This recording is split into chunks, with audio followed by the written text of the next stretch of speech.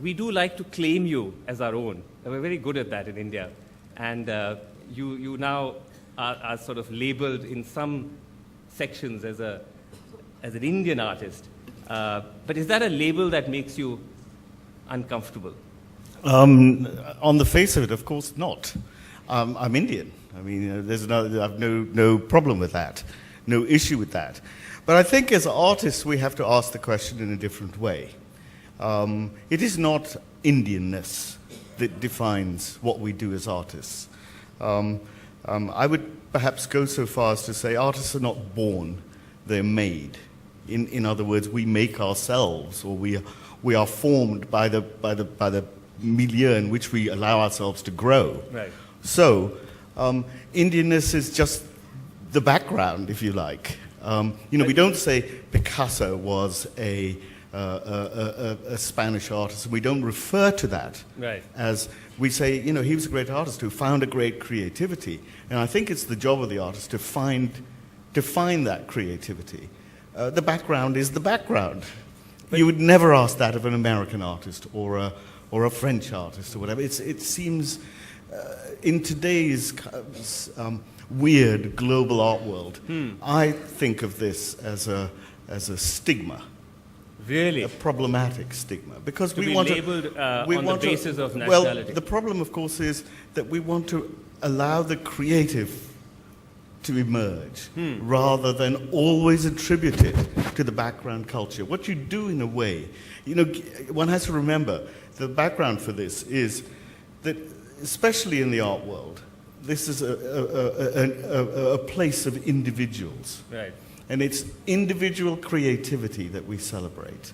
Now, of course, it has roots in, it's well rooted in Indianness, in a formal language of international endeavor, whether it's in sculpture or in painting or whatever else.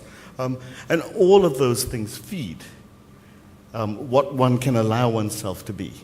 So, but tell me, when you started off creating art, and this was in the late 70s and 80s in England, you left India fairly early on.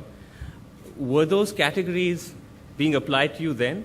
I mean, today you are ranked as one of the world's greatest artists, so nationalities don't matter. But at that time, was there some of that? Because I can't imagine there being too many artists of Indian origin. Well, there were two things. I was working in England. I was a young artist.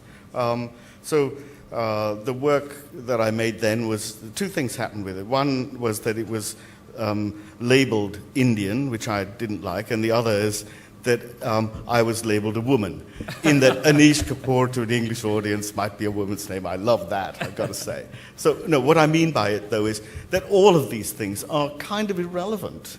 They're not the real issue. I think we do, and I've fought against it quite hard, because I don't feel that a kind of exotic, at least viewed in the West, a kind of exotic background does something helpful to the creative process or to the witnessing of it. So, okay, let me then flip it and look at it from our point of view, or from the Indian point of view, where we see all of you who've moved on and who've become globally recognized, not on basis of ethnicity, but on basis of your work. But we see you as representatives, in a sense, of Indian soft power. Is that even fair to sort of yoke that mantle onto you? As a way of opening up the doorway for others who might be doing art or music or whatever from here? I suppose it's fair. It's okay. It's good. It's part of the deal in a way. I think but somehow one has to navigate this space between the national and, if you like, the cosmopolitan, the international. Right. In the 70s, I think I'm not wrong in saying that that was relatively soon after independence. Indian artists were very concerned about making something that they could define as an Indian art. Right. We are no longer in that place. It seems, we are self-confidently Indian. We know what that is. We don't need to explain it to anybody else. And, how dare they ask us, frankly. Right. So from that place, we know that then the resource that's left is one of inventiveness, this thing we call creativity or whatever it is. And that's, a bumbling, evolving process. It Okay. doesn't always have, a singular root.